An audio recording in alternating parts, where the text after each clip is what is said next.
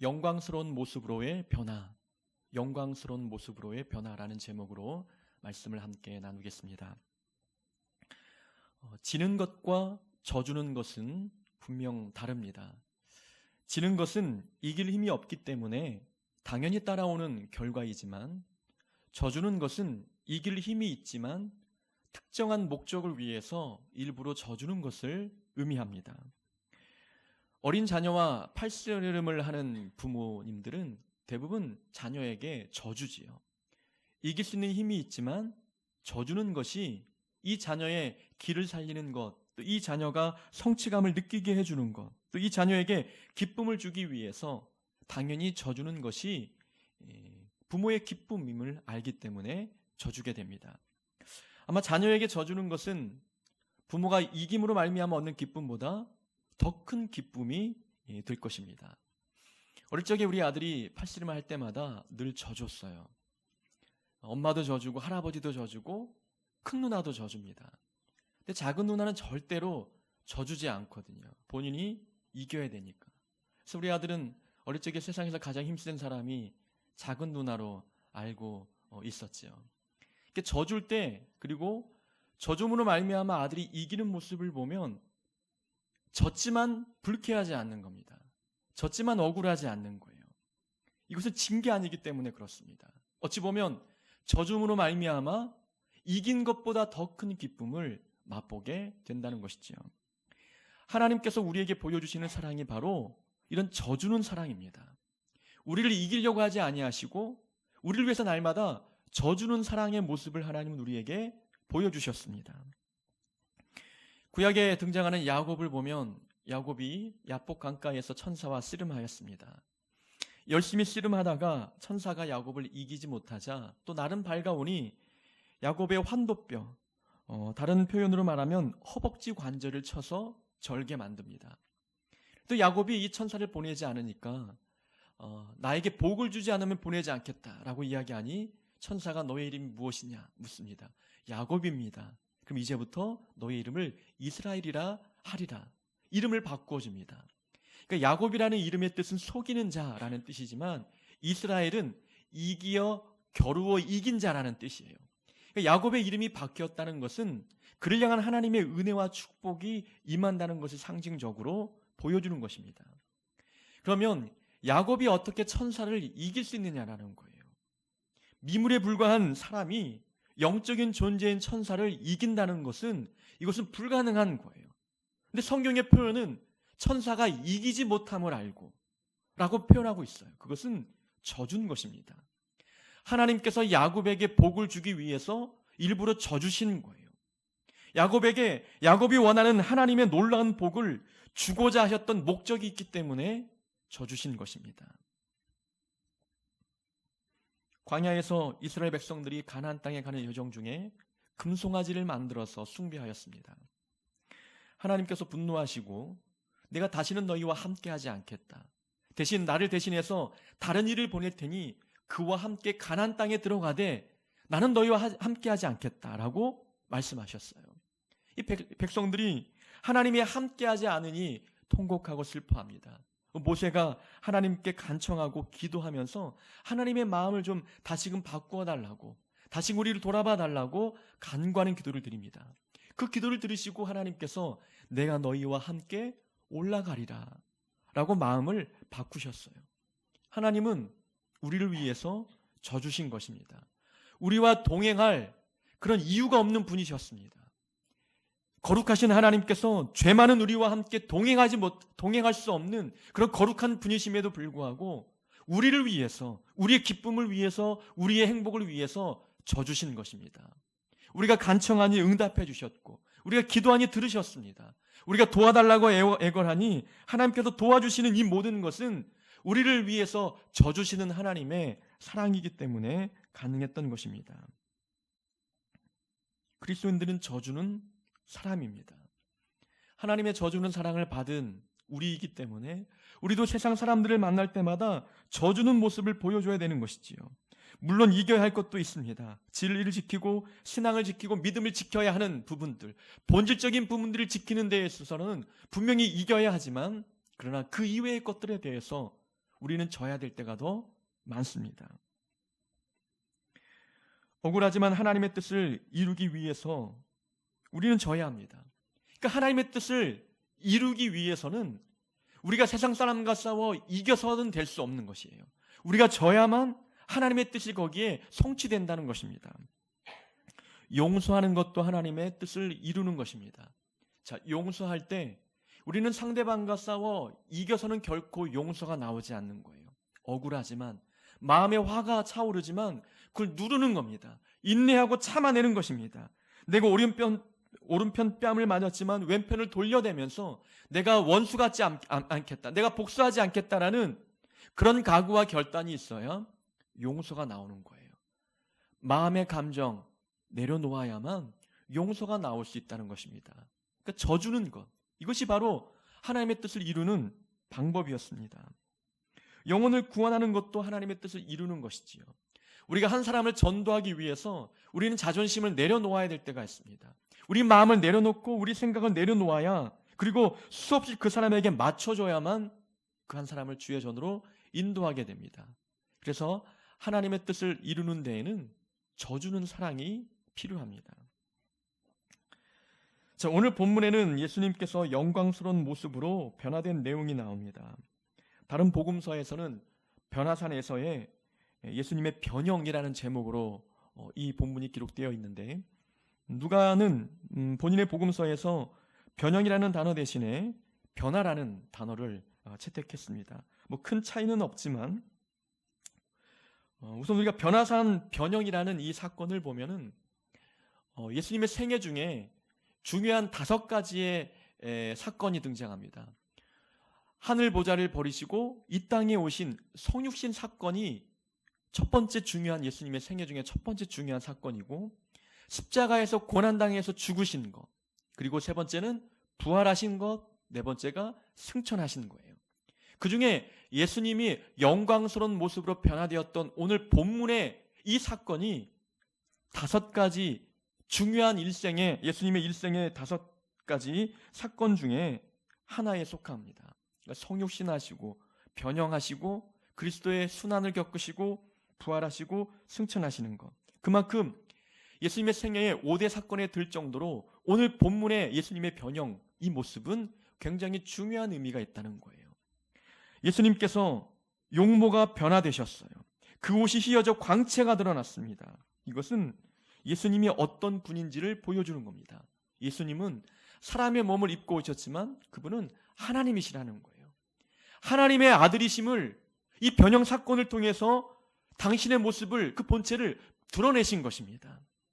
하나님, 예수님께서 어떠한 분인지, 수많은 사람들이 예수님은 사람이다, 목수의 아들이다라고 이야기하지만 이 변형 사건 하나만 보더라도 예수님은 하나님이심을 드러낸 사건이었습니다. 그래서 굉장히 중요한 의미를 갖고 있는 것이지요.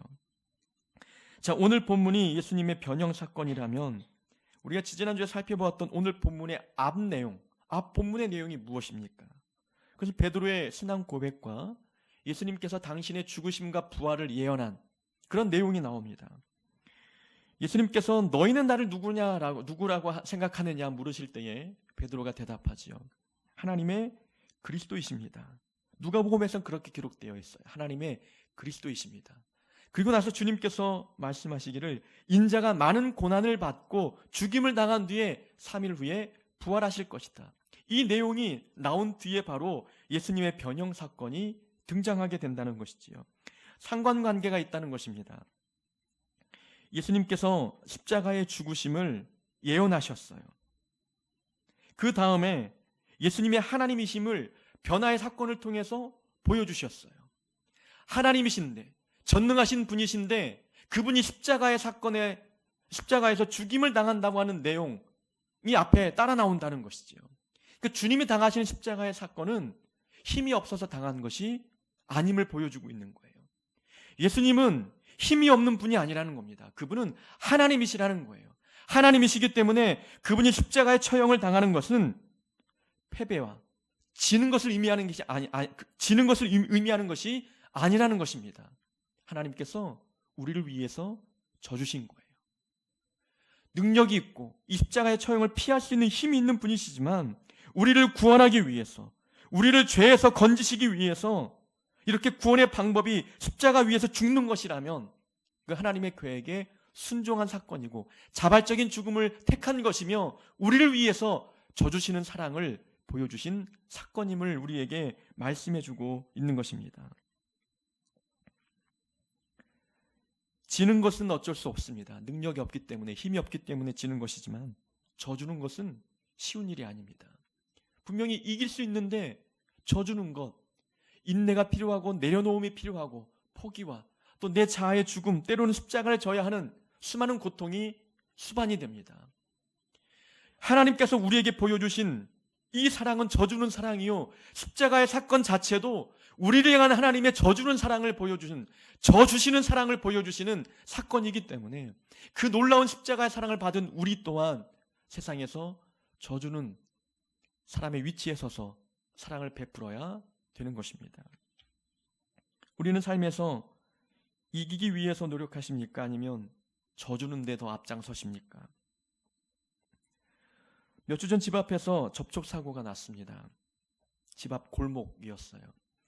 둘째 딸을 데려다주고 이제 급하게 집으로 돌아오는 길에 주유소 방향에서 이제 꺾어서 골목으로 딱 들어섰는데 앞부분에서 용달차가 딱 들어오는 겁니다. 저도 이미 골목에 들어섰기 때문에 후진하는 것보다 중간 지점에 빌라가 있고 빌라 주차장의 공간이 앞부분이 좀 여유가 있기 때문에 두 차가 지나갈 수 있는 충분한 공간이 됩니다.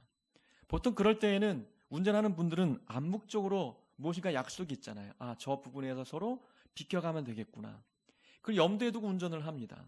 그래서 그 공간에 가서 옆에 바짝 붙여서 천천히 지나가고 있는데 이 용달차는 옆으로 비킬 생각을 하지 않는 거예요. 그냥 밀고 들어오는 겁니다. 그래서 제 뒷바퀴를 박았어요. 마음에 굉장히 화가 나는 겁니다. 실랑이가 벌어졌습니다. 충분히 지나갈 수 있는 공간인데 왜 옆으로 피해가지 않으셨냐고 물었어요. 본인이 먼저 골목에 들어왔으니 내가 뒤로 빠져야 된다는 겁니다. 누가 먼저 들어왔느냐가 중요한 게 아니라 분명히 충분히 두 차가 지나갈 수 있는 공간이 있기 때문에 내가 들어왔고, 그러면 옆으로 조금 비켜나면 충분히 두 차가 지나갈 수 있는데 비키지 않는 것은 일부러 그런 게 아니냐. 실랑이가 막 벌어졌습니다. 언성도 높아집니다. 근데 그분은 이제 차를 빼야 되니까, 차들이 앞뒤에서 오니까 차를 빼는데 옆으로 틀어서 뺀 게 아니라 그냥 밀고 들어와서 제 차를 일부러 긁고 지나갔어요. 고의성이 다분히 보이는 행동이었습니다. 너무 화가 났습니다. 너무 화가 나서 언성이 굉장히 높아졌죠. 경찰도 부르고 보험회사도 불렀습니다. 다행히 블랙박스가 있어서 제 차는 정차에 있는 상황이었기 때문에 100% 상대방 과실로 책임을 묻긴 하였습니다. 결과로 보면 내가 이긴 것 같지만 마음이 굉장히 찜찜했어요. 이겨도 이긴 것 같지 않았습니다. 실랑이를 벌일 때에 내가 혹시 실수하거나 잘못한 게 없었을까? 이렇게까지 상황이 악화될 때까지 놔둘 필요가 없었을 텐데 라는 생각이 들었던 것이죠. 좀 더 내가 막내 아들을 데려다 줘야 된다는 생각 때문에 급하게 골목으로 들어왔던 것, 좀 더 여유 있게 들어왔으면 그 차가 지나가고 빠져나가고 들어와도 됐을 텐데 라는 생각, 언성이 높아지지 않았어도 됐을 텐데, 화를 내지 않아도 됐을 텐데, 분명히 교회 앞이기 때문에 사람들이 이제 지켜볼 수 있는 상황인데 그런 상황이 머릿속에 스쳐 지나가자 나는 이긴 게 아니라 진 것 같은 느낌이 드는 겁니다. 감정의 손해를 보지 않기 위해서 언성을 높였던 것이지요. 옳고 그름을 따지고 싶었고 지기 싫었던 마음이 있었던 것입니다. 내 잘못이 아니기 때문에, 억울하기 때문에, 분명히 다분히 고의성이 있는 행동이기 때문에, 차는 어찌 보면 목숨이 달려있는 것이기 때문에 굉장히 예민해지지 않습니까? 다분히 고의성을 갖고 밀고 들어오면은 이 죽음의 공포가 다가오기 때문에 화가 나고 분노가 일어날 수 있는 것이지요. 거기까지, 그 상황까지 가지 않도록 하기 위해서 언성을 낮췄다면 어땠을까라는 생각이 드는 거죠. 우리가 모든 상황에서 그런 경험들을 많이 합니다. 지기 싫을 때가 있다는 거죠. 억울하니까. 내가 손해보기 싫을 때가 많습니다. 그런데 그렇게 해서 이기면 마음이 그렇게 편치 않음을 봅니다. 그래서 늘 살아온 경험을 보면 이겨도 마음이 편치 않으면 그건 이긴 게 아니라는 거예요. 차라리 져주는 것이 오히려 이기는 것인데 우리는 그것을 착각할 때가 많다는 것입니다. 삶으로 그 저주는 사랑을 실천하기가 어려울 때가 많음을 보게 됩니다. 하나님께서는 우리에게 져주셨기 때문에 십자가의 사건을 우리에게 선물로 주신 것입니다. 그 하나님의 놀라운 사랑을 받을 만한 자격과 그런 신분이 있는 자들이 아니었어요. 우리가 무엇을 하나님께 잘했기 때문에 하나님이 우리를 위해서 당신의 독생자 아들을 십자가 위에 죽게 하셨겠습니까? 우리는 선한 일도 하지 않았습니다. 우리는 죄를 향해서 달려갔던 자들이었습니다. 그런데도 불구하고 하나님의 놀라운 구원의 십자가의 사건을 보여주신 것은 우리를 위해서 져주신 거예요. 마음이 아프시지 않겠습니까? 하나님 아버지께서 당신의 독생자 아들 예수님을 십자가에 죽게 만드는 그곳에 그 모습을 하나님께서 바라보실 때에 그 마음이 어떠하겠느냐라는 것입니다. 그런 고통과 그런 아픔과 슬픔을 감수하셨던 것은 우리를 위한 것이었습니다. 우리를 위해서 져주기 위해서 그런 사랑을 베풀어 주셨던 것입니다. 우리는 세상과 싸워 이기기보다도 우리는 져주는 사랑을 보여줘야 합니다. 양보하고 하나님 뜻에 순종하기 위해서 져주는 데 앞장서는 자들이 돼야 되는 것입니다. 예수님께서는 하나님이셨지만 십자가의 처형에 묵묵히 순종함으로 오르셨어요. 그것은 피할 수 없어서, 이길 수 없어서 그렇게 하신 것이 아니라 이길 수 있는 상황이었고 능력 있는 분이었지만 그러나 져주는 사랑을 보여주기 위해서 자발적으로 십자가 위에 오르셨던 것입니다. 예수님께서 기도 중에 용모가 변화되셨고 그 옷이 휘어져 광채가 났습니다. 그런데 문득 두 사람이 예수님과 함께 대화하고 있었는데 한 사람은 모세였고 한 사람은 엘리야였습니다. 자, 모세와 엘리야가 등장했다. 어떤 의미가 있느냐라는 것이죠. 모세와 엘리야는 구약을 대표하는 인물입니다. 모세는 구약의 율법에 어찌 보면 대표자격에 속해 있는 자이죠. 구약의 율법은 모세의 율법으로 통하는 것이었어요. 예수님께서 산상수훈에서 옛사람에게 말한 바 살인하지 말라는 것은 너희가 들었으나 이렇게 시작하는 구절이 많잖아요. 옛사람에게 말한 바. 옛사람이라는 것은 이 모세를 의미하는 것이죠. 모세의 율법에 기록되기를 너희는 살인하지 말라라고 알고 있지만 나는 너희에게 이르노니 라고 하면서 새로운 계명을 우리에게 말씀해 주셨어요. 그만큼 유대인들에게 있어서 모세는 굉장히 중요한 인물이었습니다. 엘리야도 마찬가지지요. 모든 선지자가 많았지만 엘리야만큼 능력의 종이 없지 않습니까? 유일하게 죽음을 보지 않고 하늘에 승천했던 사람이 엘리야였습니다. 그러니까 모세와 엘리야가 등장했다는 것은 구약을 대표하는 이 대표격의 사람이 등장해서 주님과의 만남의 시간을 갖고 있는 거예요. 이것은 예수님은 구약과 단절된 인물이 아니라는 겁니다. 모세와 엘리야와 관계없는 분이 아니라 모세의 율법을 완성하기 위해서 이 땅에 오신 분이었고 수많은 선지자를 통해서 예언했던 그 말씀을 성취하기 위해서 이 자리에 오신 분임을 말씀해 주고 있는 거예요. 십자가의 사건이라는 것은 율법을 완성하기 위함이었습니다. 구약에 예표되었던 예수님의 오심, 이 땅에 오실 예수님에 대해서 예언하고 있는 그 예언의 말씀을 성취하기 위해서 십자가의 사건을 맞이하신 것입니다. 구약의 대표격인 두 사람을 등장시켜 주님과의 만남의 사건을 보여줌으로 말미암아 독자들이 예수님은 구약과 단절된 분이 아니구나. 예수님의 하나님의 놀라운 율법을 성취하기 위해서 이 땅에 오신 분이구나 라는 것을 강조해주기 위해서 이 두 인물을 통하여 우리에게 말씀해주고 있는 것이지요. 이 세 분의 대화의 내용을 보면은 31절에 보면은 영광 중에 나타나사 장차 예수께서 예루살렘에서 별세하실 것을 말하시되. 자, 영광 중에 나타나서 하는 대화는 예수님의 죽으심에 대한 대화를 하고 있다는 거예요. 자, 지금 산 위에서 신비한 현상이 벌어지고 있어요. 예수님 당시를 기준으로 해서 1500년 전에 살았던 모세가 등장했어요. 또 900년 전에 살았던 엘리야가 등장하고 있습니다. 죽었던 자들이 다시 부활하여 살아나서 주님과 대화하는 이렇게 화려하고 영광스럽고 신비로운 장면이 연출되고 있는데 그런 가운데 대화의 내용이 주님의 십자가의 죽음에 대한 내용이었다는 거예요. 어찌 보면 영광스러운 등장과는 조금 다른 대화 내용이 나오고 있다는 것입니다. 좀 더 어울리는 대화는 예수님께서 이제는 영광의 자리에 오르시고 정치적으로 왕의 자리에 오르시거나 아니면 이런 놀라운 신비의 경험들을 사람들에게 보여줌으로 말미암아 예수님께서 이 유대인들이 높이 사고 있던 엘리야와 모세보다도 더 위대한 분임을 드러낼 수 있는 좋은 기회였지만, 그러나 죽음에 대한 이야기, 낮아짐, 십자가 위에서 죽으심의 고통을 당하는 이야기를 하고 있다는 것입니다. 영광 중에 나타나서 장차 예수께서 예루살렘에서 별세하실 것을 말할세. 최고의 영광은 십자가를 지는 것임을 우리에게 말씀해 주고 있는 거예요.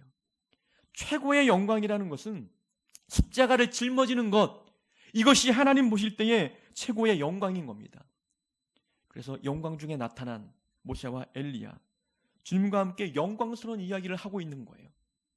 패배 이야기를 하는 것이 아니라 십자가를 짊어지고 죽으실 그 영광스러운 하나님의 계획을 성취할 그 대화를 나누고 있는 것입니다. 영광은 높아지는 것이 영광이 아닙니다.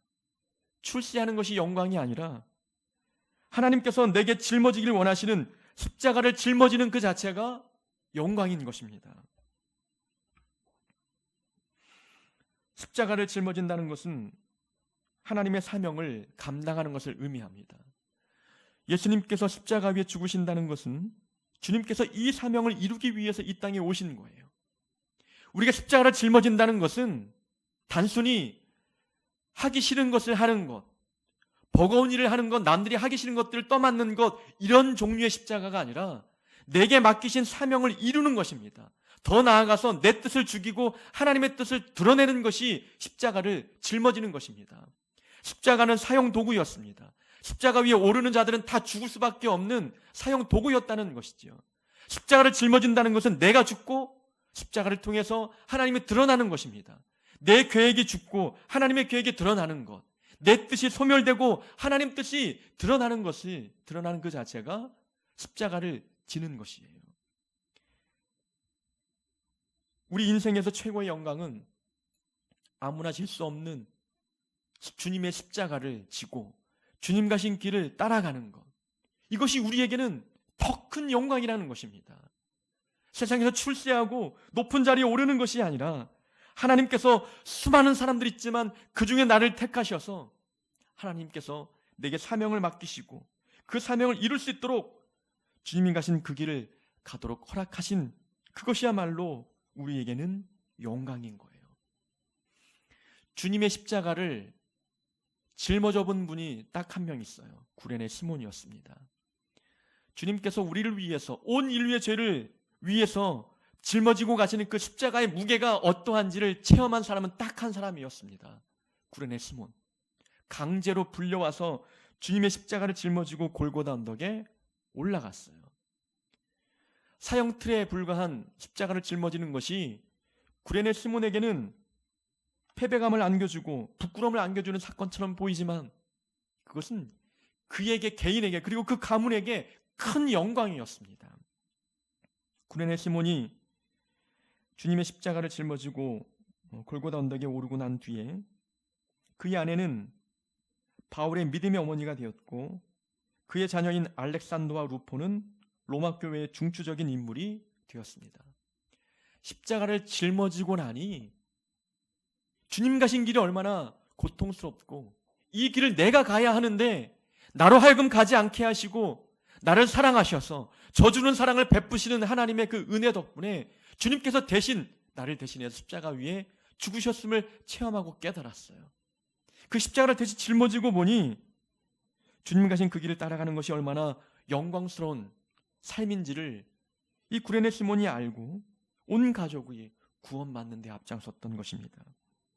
최고의 영광은 십자가를 지는 것입니다. 예수님께서 모세와 엘리야와 함께 대화를 나눌 때에 십자가의 죽음에 대한 이야기를 나눕니다. 자, 과거에 죽었던 자들이 눈앞에 나타났어요. 이것은 무엇을 의미합니까? 부활을 의미하는 거예요. 성도에게는 부활이 있다는 것을 눈으로 보여준 겁니다. 십자가를 짊어지고 가실 주님께서 이 두 분과 함께 죽음에 대한 이야기를 나누는데 이 죽음이 두렵겠느냐라는 거예요.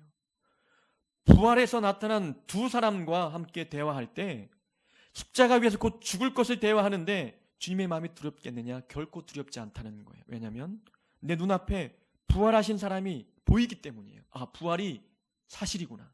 부활이 꼭 존재하는구나라는 것을 눈으로 보니 십자가의 죽음이 결코 부끄럽거나 두려움이 아니라는 것입니다. 부활을 믿는 자는 그래서 죽음이 두렵지 않는 거예요.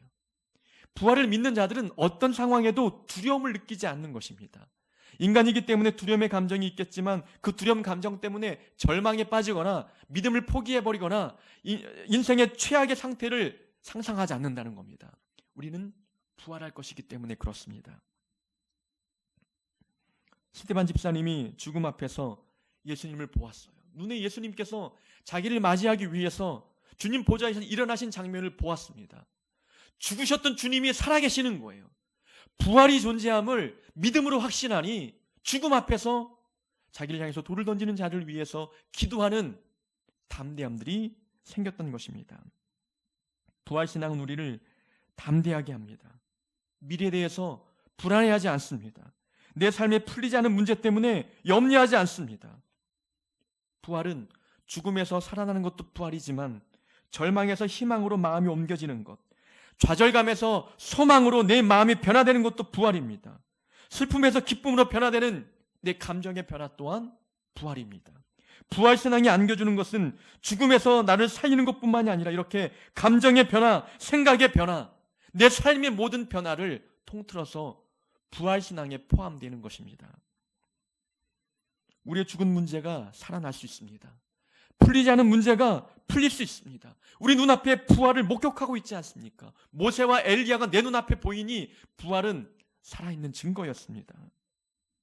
부활을 믿는 우리는 그래서 두렵지 않습니다.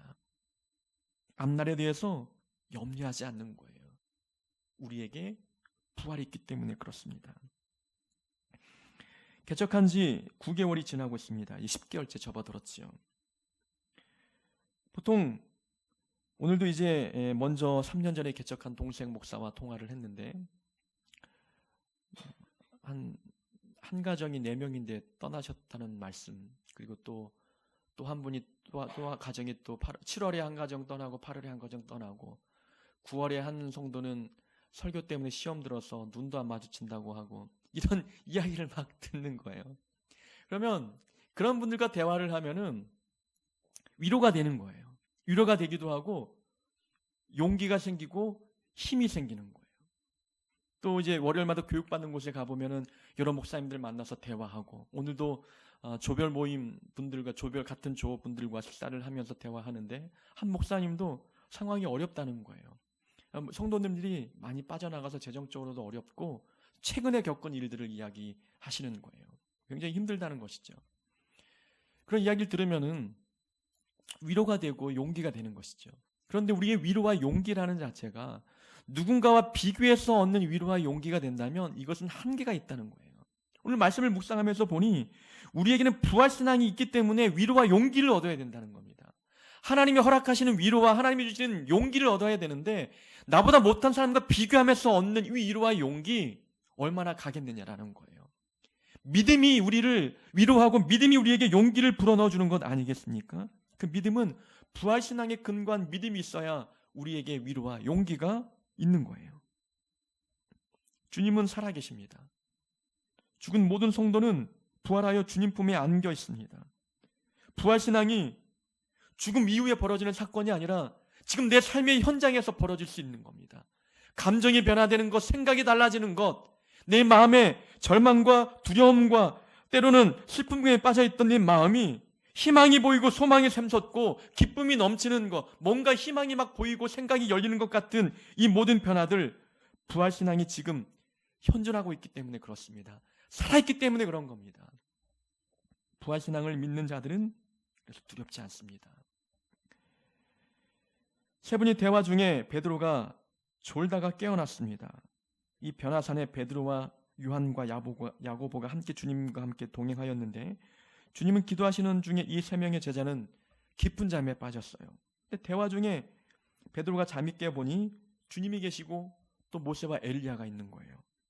너무 이 광경이 너무 장엄하고 화려하고 아름답고 신비로우니까 주님, 우리가 이곳에 초막 3개를 짓겠습니다. 하나는 주님을 위해서, 하나는 모세를 위해서, 하나는 엘리야를 위해서 짓겠습니다. 이 말은 베드로, 요한, 야고보가 3명이니까 한 사람은 주님과 함께 한 초막에서, 한 사람은 모세와 함께, 한 사람은 엘리야와 함께 이 좋은 곳에 거주하고 싶은 마음이 있었던 것이지요. 하나님의 뜻과는 전혀 상반된 반응을 보여주고 있는 것입니다. 주님은 지금 어디에 가셔야 합니까? 예루살렘으로 가야 되는 거예요.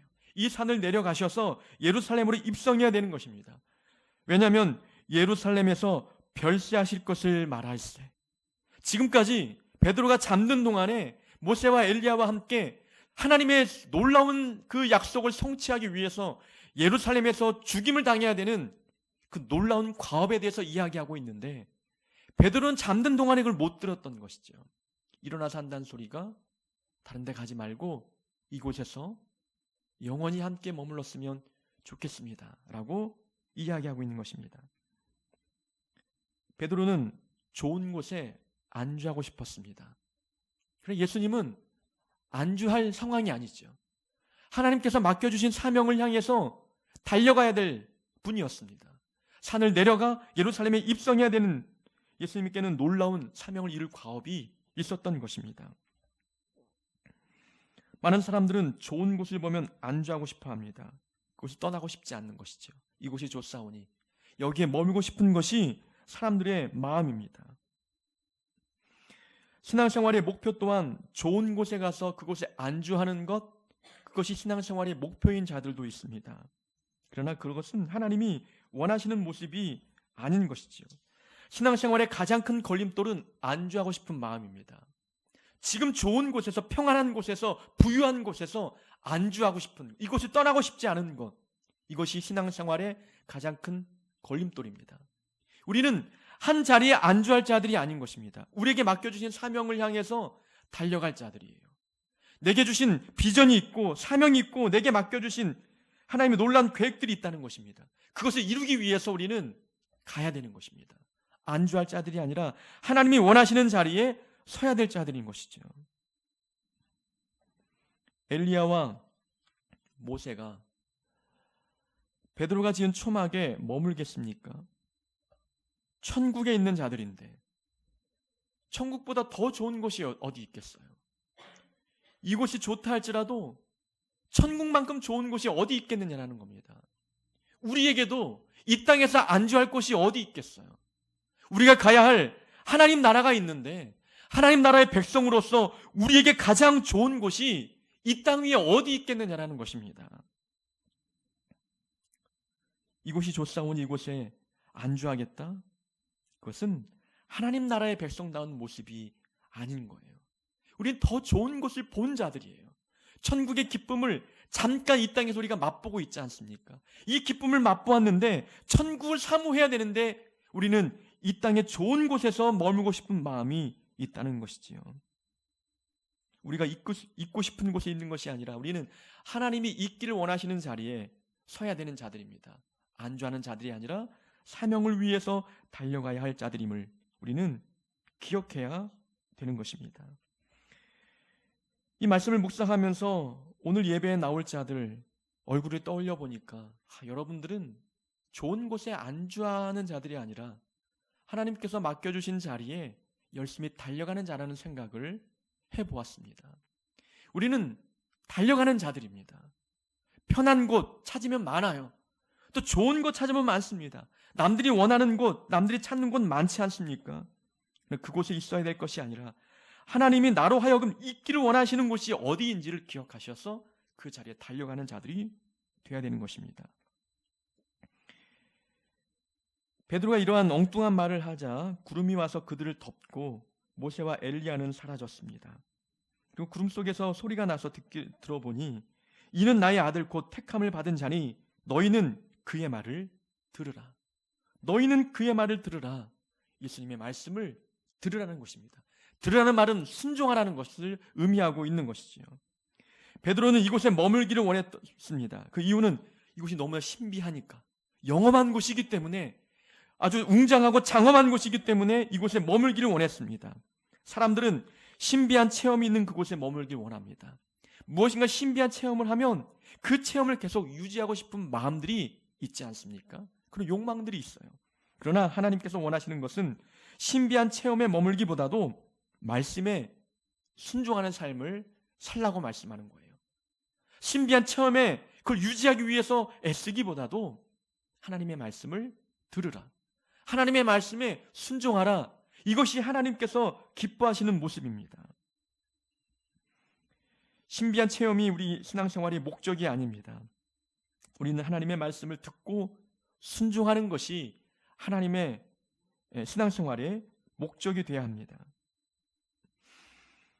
신비한 체험보다도 신비한 체험을 많이 한 자들이 능력 있는 자들이 아니라 하나님의 말씀을 듣고 순종하는 자들이 능력의 종들입니다.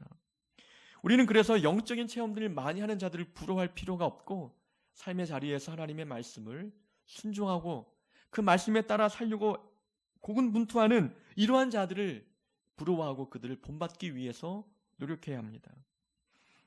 하나님의 말씀에 순종하기 위해서는 늘 좋은 결과만 따라오는 게 아니거든요.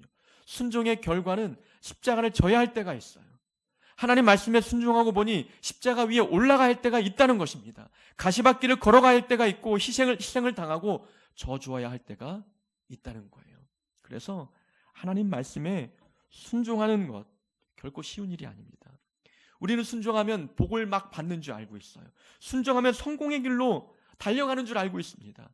예수님은 순종했더니 십자가 위에서 죽임을 당했어요. 우리에게도 이러한 결과가 올 수 있다는 것입니다. 그러나 십자가의 죽음이 우리에게 부끄러움이 아니라 그것을 영광으로 아는 자들은 말씀에 순종하는 거예요. 져주는 것이 기쁨임을 아는 자들은 순종을 통해서 져줍니다. 희생당하는 것이 하나님의 영광을 드러내는 것임을 아는 자들은 희생을 위한 그 말씀에 순종하게 되는 것입니다. 우리 하늘빛교회 모든 성도님들은 신비한 체험에 머물기보다도 주어진 말씀을 듣고 그 말씀에 순종하는 자들이 되어야 될 줄로 믿습니다. 져주는 자가 됩시다. 그리고 최고의 영광은 십자가를 지고 가는 것입니다. 부활신앙을 바라보면서 두려워하지 맙시다. 그리고 좋은 곳이 있달지라도 거기에 머물기보다도 내가 있어야 할 사명의 자리가 어디인지 알고 그 사명의 자리에 서기 위해서 노력합시다. 그리고 말씀에 순종할 수 있는 우리 모두가 되기를 주의 이름으로 축원합니다.